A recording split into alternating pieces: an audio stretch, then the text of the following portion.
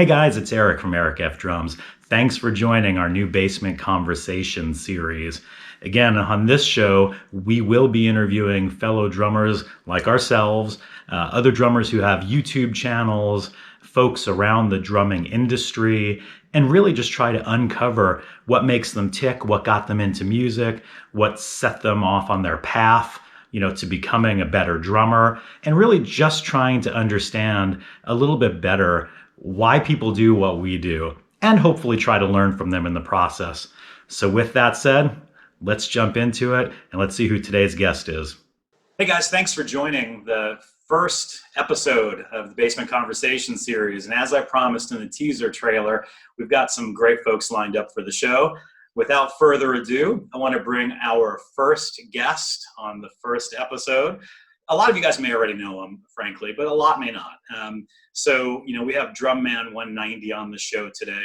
Look, this guy has a super successful YouTube channel, thousands of subscribers, posts amazing content all the time. And it's not like just a drum covers channel. I mean, I see lots of videos around like tutorials and lessons, and he's done some unboxings and super plugged into the drumming community, and just like an all-around nice guy, always supportive of lots of the other drummers that are in the ecosystem. And frankly, when I started thinking about this show a couple weeks back, he and I chatted a little bit about it, and he jumped in like head first, not really knowing what this was even going to be, but he's that kind of a guy. So I appreciate having him on the show today. Without further ado, DrumMan190, welcome. Hey guys, thanks so much, Eric. I'm happy to be here. So where are you calling in from today? Maybe you can tell us. I'm calling in from my studio, and It's a familiar sight. I mean, yeah. I think a lot of us have seen this studio many times over the years, so we appreciate you joining. Now, look, I know you've got a lot of stuff going on YouTube today, and everyone probably knows that. And those who don't hopefully will by the time this is over, and they'll subscribe to your channel. But let's wait on that stuff. Let's kind of dial it back to the beginning a bit. I'm really interested in understanding a bit more about the folks that we're interviewing on the show, and not as much about the sort of public persona that people may know. So let's go back a bit. Like, where'd you start, and why did you even start with drums? Was it like you had family that was musical? Maybe you can tell us a bit about it. Yeah, well, I was always interested in the drums back from whenever I can remember. I got my first drum set when I was about 6 or 7, played around a little bit on that, but never really got serious into it. And then when I was about the age of 13, I took it more seriously, and ever since, I practiced every day, and I've had my YouTube channel ever since when I was 13 years old. So, I was always interested in it. Nothing really, pushed me to do it. I was always interested in the drums. Even before I started playing the drums, I would watch videos of drummers and listen to music, and I've always loved it. So, like I said, when I was about 13 years old, took it more serious, took lessons, and ever since, been doing this. So your YouTube channel started when you were 13? Yeah, 7 years. So when I started playing the drums, I made my YouTube channel right away. So, wow. Yeah. All right. That's incredible. At 13, I don't think I was, well, at 13, I'm afraid to admit, I don't think YouTube was even a thing for me. So that's impressive. So like anyone in your family at all have any musical ability, chops? Well, my sister plays the guitar and has recently picked up singing, but she's about it. She's the only one that plays an instrument.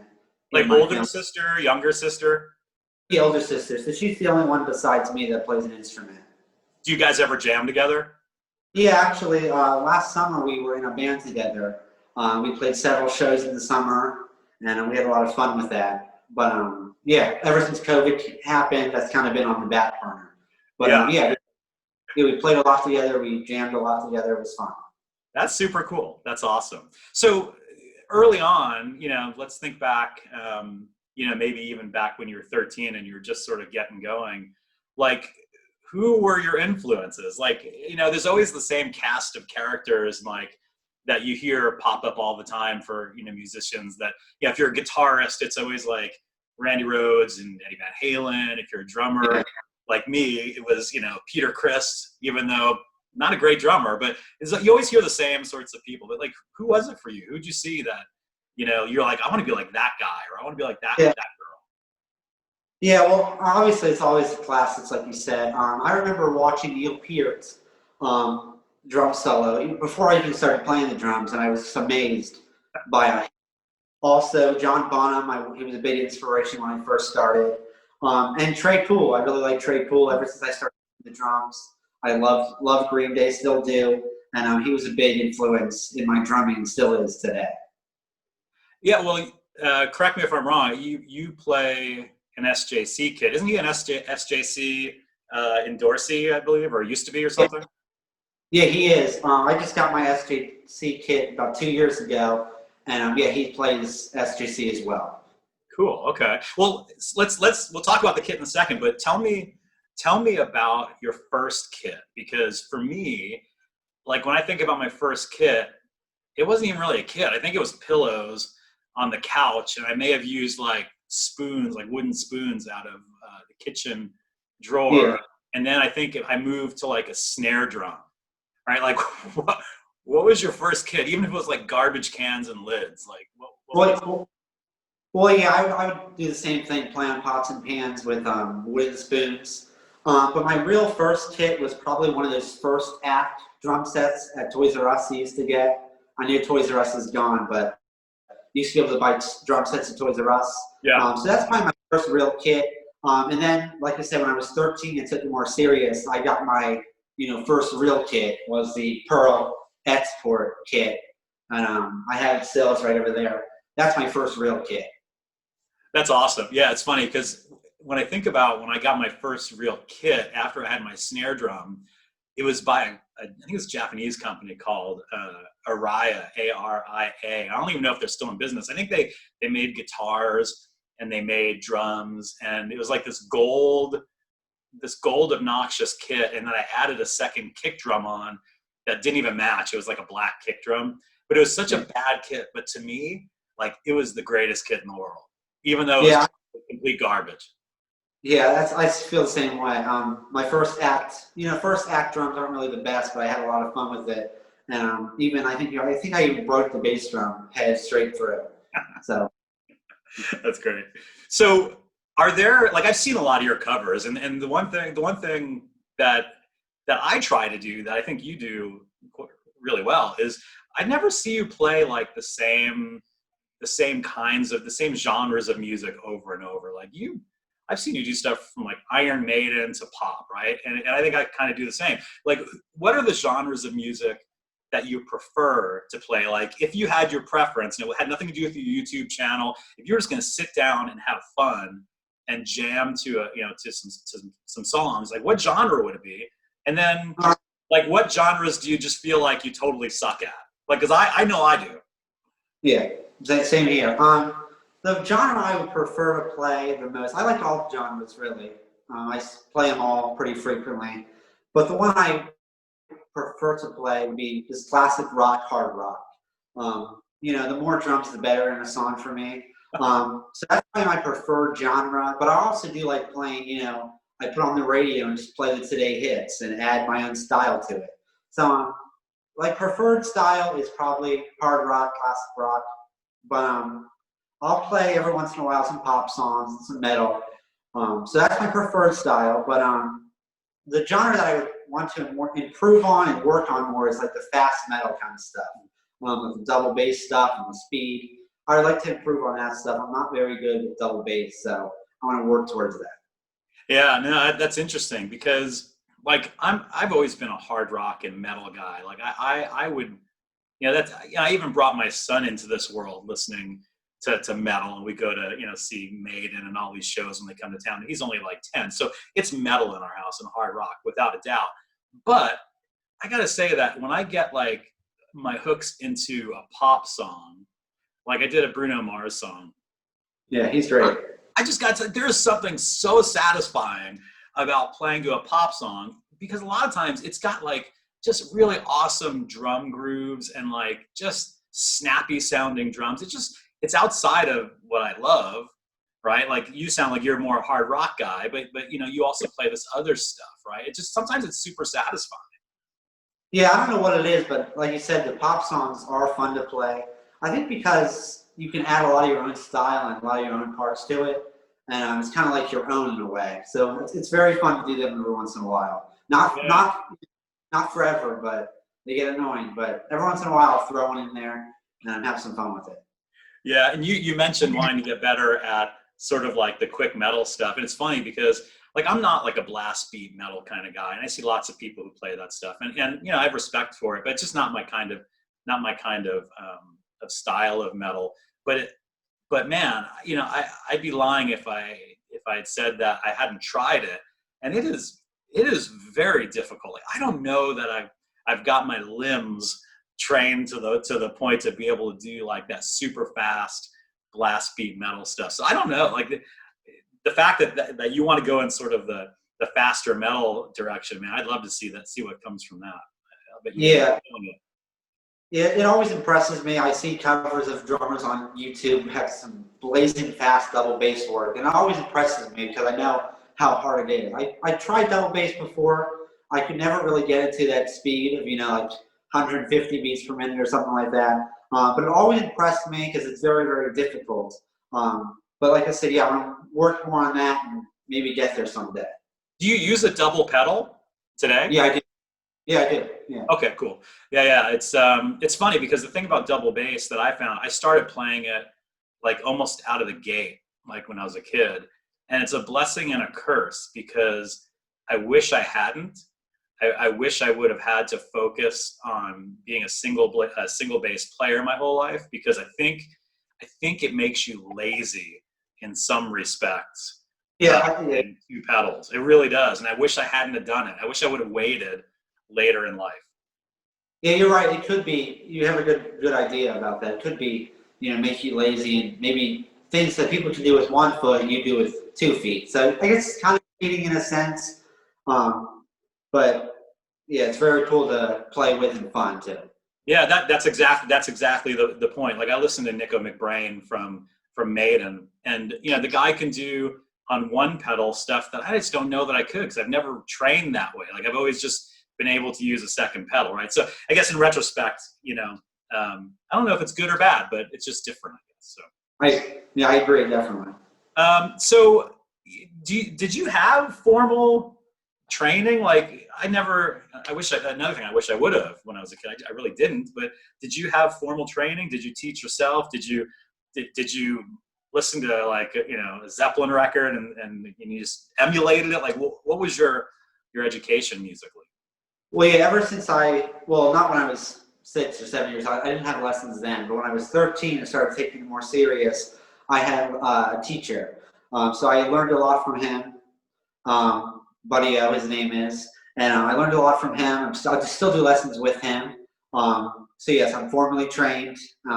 Obviously, I listen to a lot of music and try to what I hear. I love to hear things with my ear. So if I hear something on a song, I try to replicate it back in the drums. So I've learned a lot from listening, but I've also learned a lot from my teacher as well. So yes, I'm formally trained. So any regrets? Like I have regrets not having lessons, but then I've heard people who had lessons and the regret that they had was that they felt that it formed them into something that maybe is different than what they would have found naturally on their own, but that the upside to the lessons was that they learned all the basic, like the rudiments and everything, and were forced to practice that stuff long term. So any regrets like having formal lessons or no? Not at all. I think rudiments are definitely important in drumming. Everything you play is pretty much a rudiment.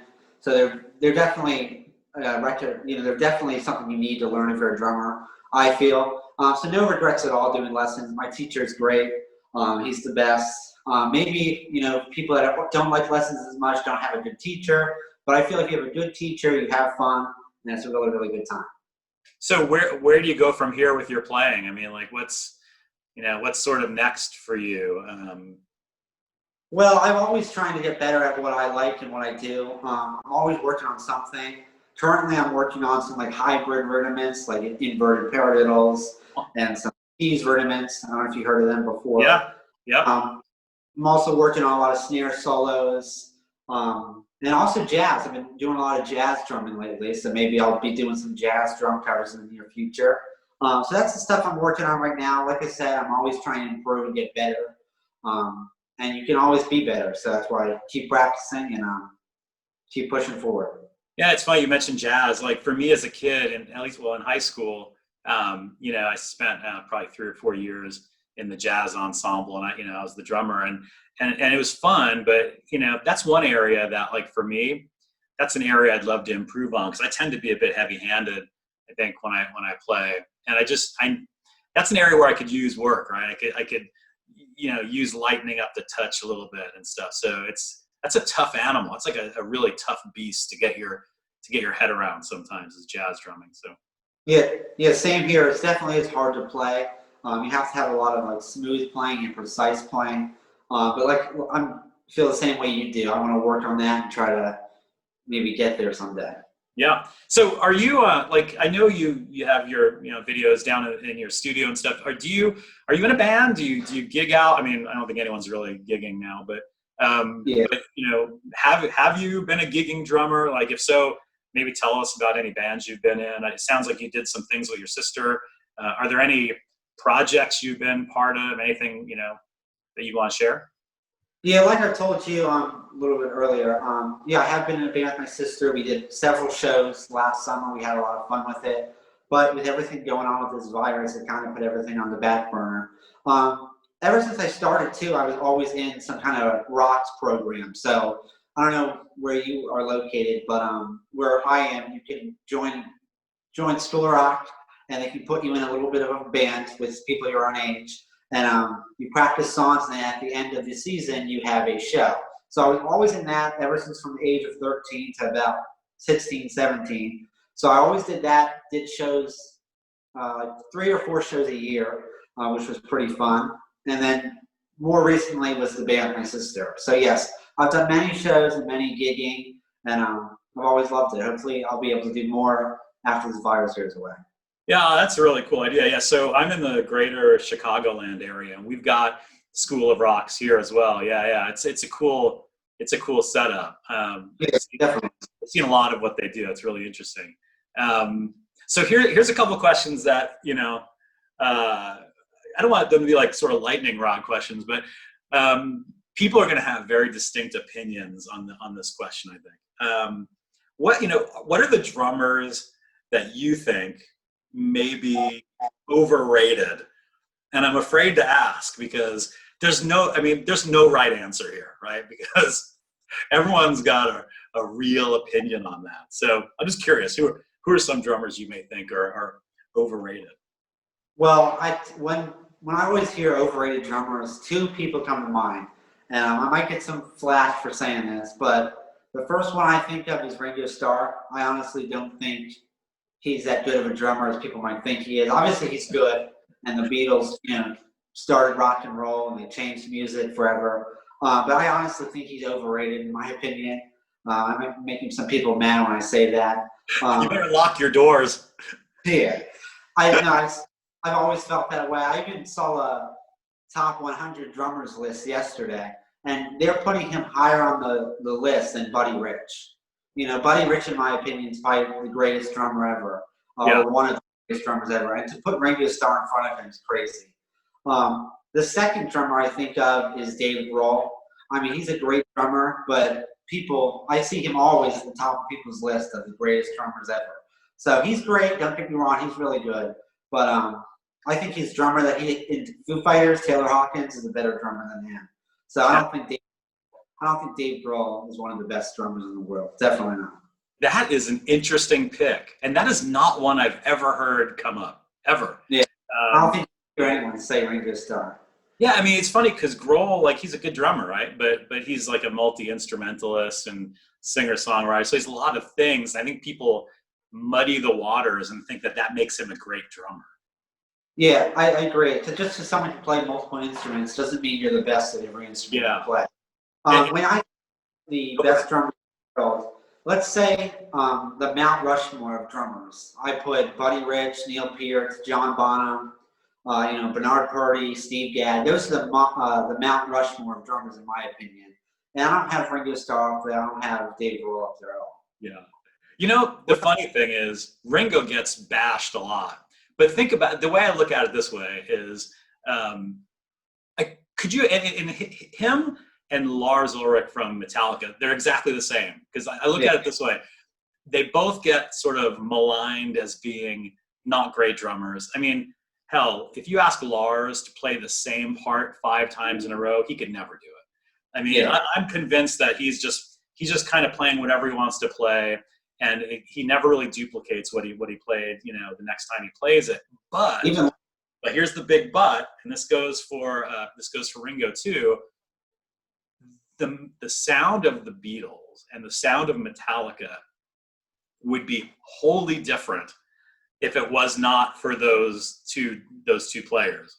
Like Metallica's, their sound is their sound because Lars plays so weirdly and off sometimes, and beats that like a normal drummer in your head, you would never put a snare hit there. You would never go around the toms here. Like, you just wouldn't do that stuff because your brain can't wrap around that. But without that, they would sound like they wouldn't even be the same band. So it's like, it's hard because I agree with you. Like, those kinds of drummers, not on my list of top drummers. They are on my list of very overrated drummers. But then I also have to say, well, what if it wasn't them playing on those records? Like, I probably wouldn't like Metallica.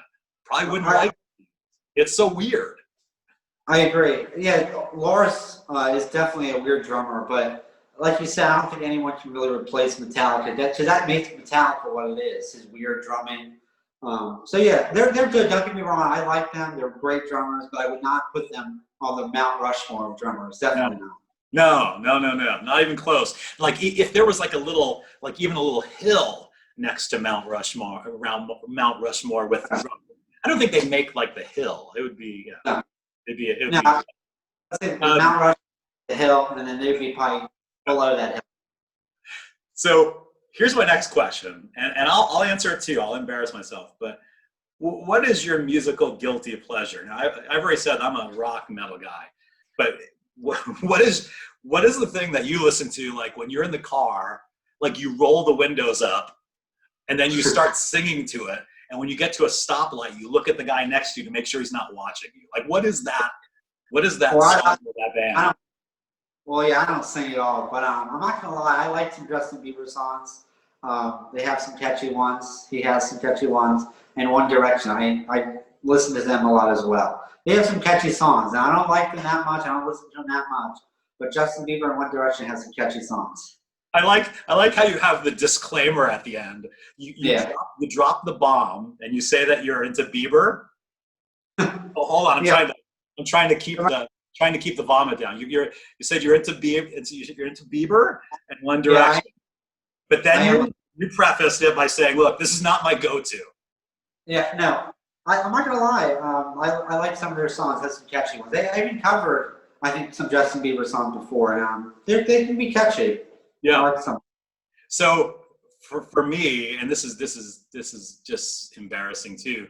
Like, on Sirius XM, there's a station called Yacht Rock, and it is like all the sappiest, like middle of the road, album-oriented rock songs from like the 70s. So it's like, I don't know, it's like Steely Dan and like the Doobie Brothers, and then super sappy stuff like like Ambrosia, like it's just like stuff that's embarrassing, right? But for some reason, I can't stop listening to it. Like, I go between Ozzy's Boneyard and Yacht Rock, and I don't know why. I have no clue. Yeah, I don't think that's that bad compared to mine. Yeah. Well, yeah. Okay. You win. Cheers. You win. But everyone's got their musical guilty pleasure. But hey, that's what makes being a musician, or even just being a music fan, enjoyable. It's like when you only sort of dig in on one area, and that's all you would ever listen to, and that's sort of your idea of music. It's like, it's just so limiting. So it's great to dig into some of that other stuff. Absolutely.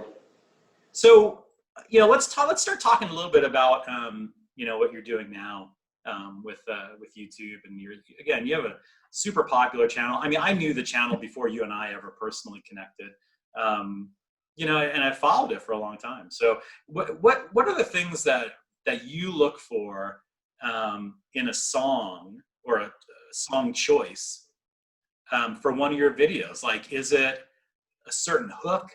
Is it a genre of music, which you kind of go across all genres? Is it like some sort of interesting groove? Or, is it just like a song where you kind of feel like it's a great song, don't really care how the drummer played it, I just want to play it my own way and make it mine? Like, is there like some science to what you're picking as far as your songs for your channel?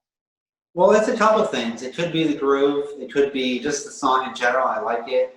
I've been listening to it a lot lately. It could be if it has a crazy drum part. It could be a bunch of things, even like a bunch of things you mentioned. But in the end, I just cover what I want to cover. Sometimes I like doing songs with not that much drums in it, and I'll add more of my own style to it. So it's multiple things. Lately, I've been doing, like you said, I do a bunch of genres, but lately it's been rock, and I throw some pop, today's hits in there as well. So it's a bunch of things. Generally, it's just I like the song, and I'm going to cover it. That's most of the time, that's what it is. So the science is you dig the song, you're just going to cover it and just do it the way you want to do it. Yeah, I do what I want to do. That's the science to it. Okay, well there you go. That is the takeaway for today. Don't overthink. Yeah.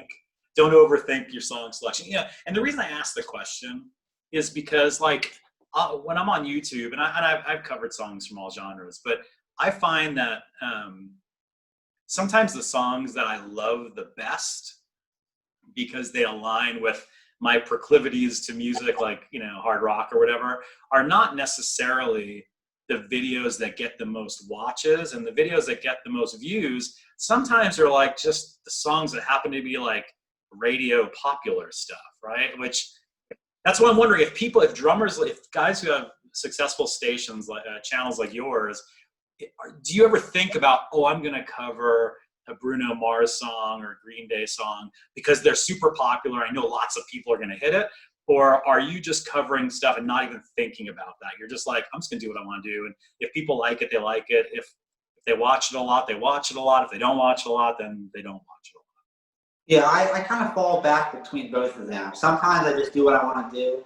And sometimes I pick a popular song because I know it will do really well. And lots of drummers on YouTube told me that they only cover today's hits because the views are really good. Now, I'm not one to really care about the views, honestly.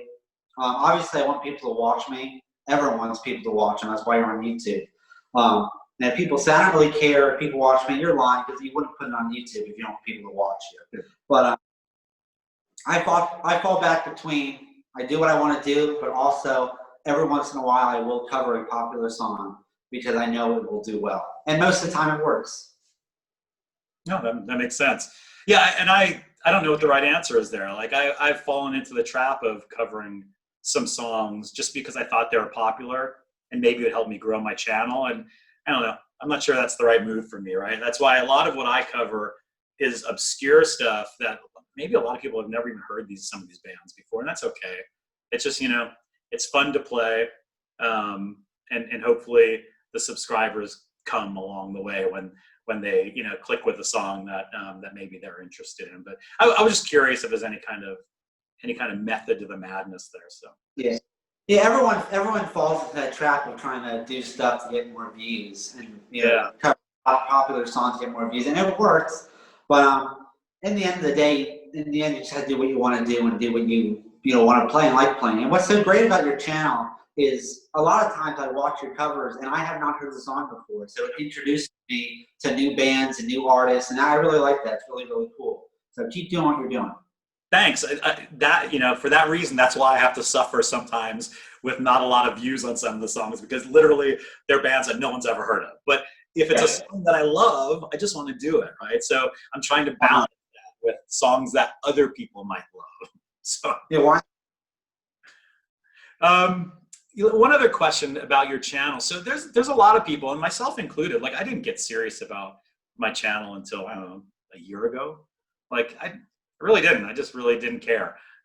anyone who's starting out, now, or maybe they've started already and they're just starting to get serious about their channel, any, key learnings you found through the years with your channel, or any like hazards or pitfalls to avoid? Like, I get the sense from you, and I don't want to give your answer because you may have a totally different answer, but I get the sense from you that you're just like connected, in a lot of ways to the community, and you're always helping, other drummers, and people know that, and you put out content that helps other people. It's not always just look at me, look at me, look at me. It's like, hey, I want to give a shout out to this drummer or this, like, I kind of feel like doing that kind of stuff has helped you, even though you're doing it to help other people. So like, what's just some advice you have for, for people trying to grow their channel, how to be good, how to do the right things? Yeah, well, at first when I started my channel, I was the same, like you said. I didn't really put so much work and effort into it, and I didn't really think about it that much. I was mainly focused on learning the drums. But over these last couple of years, I really got serious into it. And probably the key thing that I would tell any new up-and-coming YouTube drummer is consistency. Consistency is key. Uploading frequently really helps you get out there, and it really helps you grow bigger. Because if you upload once a month or every 2 months, it's not going to get you anywhere. So consistency is key. Try to make a schedule and stick to it. Maybe if you upload once a week, upload once a week. But really be consistent with it. So if you say you're going to upload once a week, make sure you upload once a week.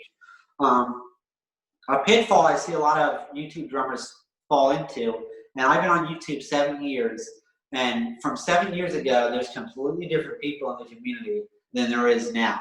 I can't tell you how many drummers that I've seen on YouTube start their YouTube channels, and then a couple months later, they fall off the edge of the cliff, and you don't see them ever again.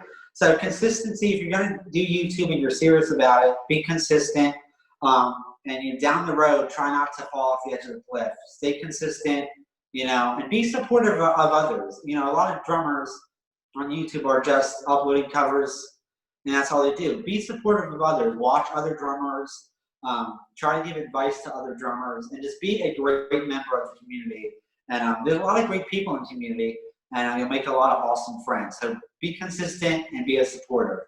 That's probably my two biggest advice for any new YouTube drummers. Yeah, I agree. It's funny. Over the last 6 months, I think I've subscribed to more new YouTube channels than I have in a long time, because I want to help and just be supportive and support the channels for some of these people that are just starting out, because I see drummers that frankly I think run circles around me, and they've got 50 subscribers, and it's criminal.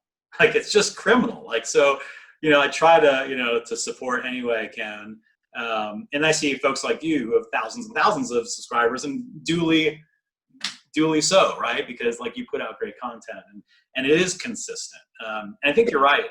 I used to try to have a cadence of always releasing a video on Wednesdays, but now it kind of shifts. I try to get something out every week. It may not be on Wednesdays, but that consistency helps. And I don't really know how the YouTube algorithms work. I don't really understand that part of the business, but I use the YouTube dashboards quite a bit, the analytics on the background, to just understand how many impressions I'm getting. I don't know, 6 months ago, whatever, eight months ago, I started digging into using the YouTube analytics.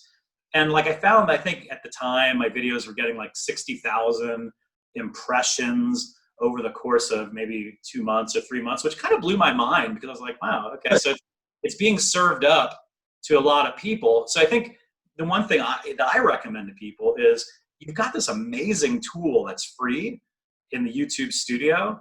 And if you actually dig into some of those analytics, it can tell you where your viewers are coming from. Are they coming from YouTube? Are they coming from Facebook? And then start to maybe tailor, how you work to align with, where your audience is coming from. So I guess that's what I'm trying to do now. And I'm sure you probably use YouTube Studio, and you probably spend some time in there as well, I'm guessing. Absolutely. Yeah, you can even check what time your videos get the most views. So let's say 9 p.m., maybe you release your video an hour before the most traffic on your channel is. So that is very helpful tip, you know, analytics. Check out that, and yeah, it's awesome. That's great. So look, you know, I want to be respectful of your time. One thing I did want to mention, and I know we had talked about doing, you know, a giveaway. I know you've got an amazing merch shop that we'll actually link down in the description of this video. You know, I have to admit, I went out and bought a DrumMan190 coffee mug because I am a sucker for a coffee mug from any of my fellow drummers. So hopefully that'll be sent to my house eventually by Teespring. But I know that you were talking about maybe doing a giveaway, and I think we had talked about, you know, if people who are watching this go and subscribe to your channel, if they're not already subscribed to your channel, subscribe to my channel, and then put a comment in the comment section of the video on my channel that you've subscribed, then they're going to be entered into a drawing to win a piece of merch. Is that accurate? Yeah, that's correct. Yeah, we're going to give away one of these DM190 T-shirts. Like Eric just said, subscribe to my channel, subscribe to his channel, and leave a comment in the comment section of this video, and you'll be entered in the giveaway. And then Eric will announce it, I guess, in about a week or so. He'll announce the winner, and then we'll ship the video. Yeah, and we really appreciate you just being, you know, so generous by doing that. And again, look, I want to end it by, you know, thanking you for joining us. You didn't have to do this. A couple months ago, you didn't know me from a hole in the ground. You know, and just the reality is, like, there's guys like you and a few other drummers that I've been following on YouTube that just, again, take the focus off of themselves sometimes and shine it on other drummers. And that's like a really special attribute. You know, and I've seen that recently, again, with your shout out videos and your, like, drummers to watch and those sorts of things. And just when you see people do that, it speaks volumes to sort of their generosity and the kind of person that they are. So regardless of all the drumming stuff, I'm happy to you know, made a new friend with you, and also the fact that you're just a good guy. And anyone who isn't subscribed to your channel, which again thousands are, you got to go over and check out DrumMan190's channel, subscribe, hit the bell notification to get updates on all of his latest videos. And I'm sure we will see you around. I'll link your you know, your channel in the description below as well. And any parting words of wisdom or anything that you want to say before we call it a day? Well, thanks so much for the kind words, Eric. I'm happy to be here. I'm honored that you asked me to be your first guest. As soon as you told me the idea you had, it was a very, very cool idea. I think it's going to be very, very successful. So good luck with it. Good luck with the show. Again, thanks for having me. It's an honor being your first guest. Thanks to everyone watching. Make sure to subscribe to Eric's channel if you haven't. And that's pretty much it. Thank you so much for watching me. And thanks so much for having me, Eric. It's really, really been fun and good to have a new friend. Awesome, man. So we'll look forward to a video in the future from you of your debut of some sort of speed metal, double kick, blast beat, you know, black metal sort of, you know, Norwegian black metal cover or something. Well, it'll be great. We'll look forward to that. Yeah, maybe in a couple of years we'll see that. Awesome. So hey, everyone, thanks for joining. And again, DrumMan190, thank you for joining. We'll see you on the next episode. See ya.